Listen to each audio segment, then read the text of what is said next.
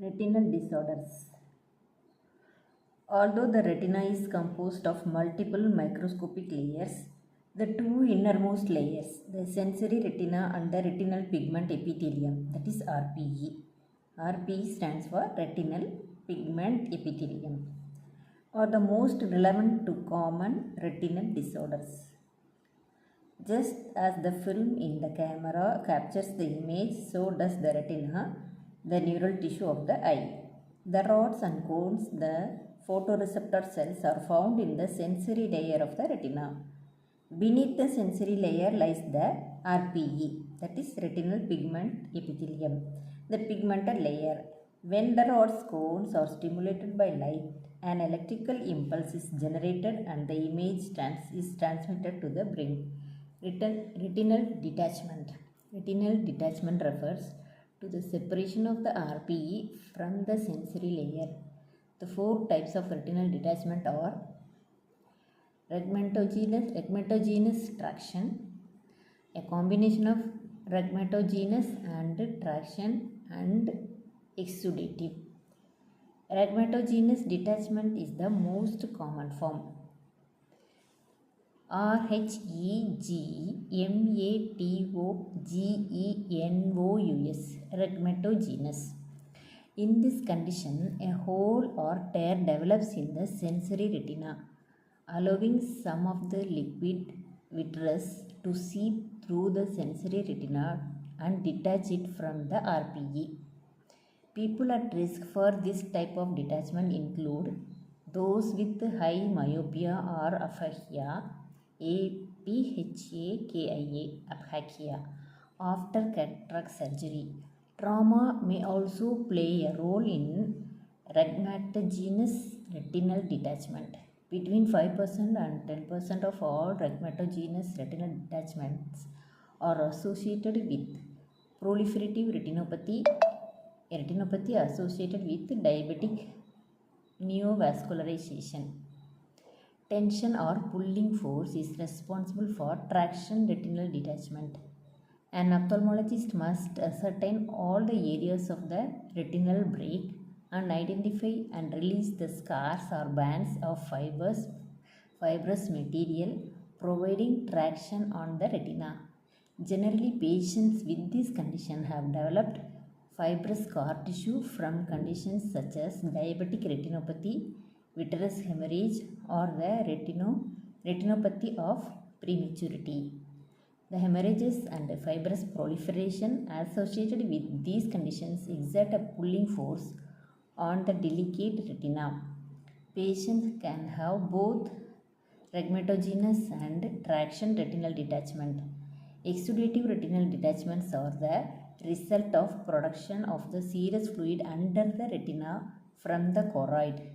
Conditions such as uveitis and macular degeneration may cause the production of this serous fluid.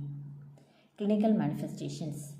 Patients may report the sensation of a shade or curtain coming across the vision of one eye, cobwebs, bright flashing lights, or the sudden onset of a great number of floaters. Patients do not complain of pain. Assessment and diagnostic findings.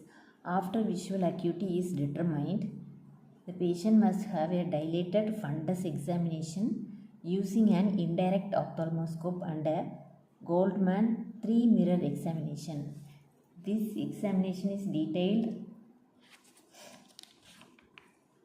and prolonged, and it can be very uncomfortable for the patient. Many patients describe this as looking directly into the sun. All retinal breaks, all fibrous bands that may be causing traction on the retina, and all degenerative changes must be identified. A detailed retinal drawing is made by the ophthalmologist. Surgical management. In rhegmatogenous detachment, an attempt is made to reattach the sensory retina to the RPE surgically. The retinal surgeon compresses the sclera, often with a scleral buckle or a silicone band, to indent the scleral wall from the outside of the eye and bring the two retinal layers in contact with each other.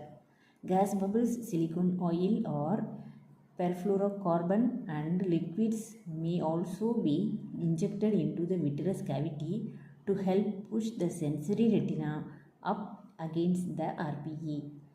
Organ laser photocoagulation or cryotherapy is also used spot weld small holes. In traction retinal detachment, a vitrectomy is performed. A vitrectomy is an intraocular procedure in which 1 to 4 mm incision are made at the pons plana. One incision allows the introduction of a light source, endoilluminator, and another incision serves as the portal for the vitrectomy instrument. The surgeon dissects pre-retinal membranes under direct visualization while the retina is stabilized by an intraoperative vitreous substitute.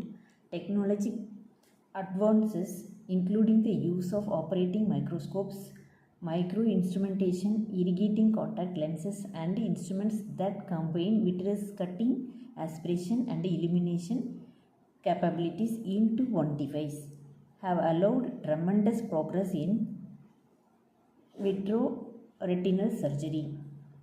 The techniques of vitreoretinal surgery can be used in various procedures, including the removal of foreign bodies, vitreous opacities such as blood, and dislocated lenses. Traction on the retina may be relieved through vitrectomy and may be combined with scleral buckling to repair retinal breaks. Treatment of macular holes includes vitrectomy, laser photocoagulation, air fluid gas exchanges, and the use of growth factor. Nursing management. For the most part, nursing interventions consist of educating the patient and providing supportive care, promoting comfort. If gas tamponade is used to flatten the retina, the patient may have to be specifically positioned to make the gas bubbles float into the best position. Some patients must lie face down or on underside for days. Patients and family members should be made aware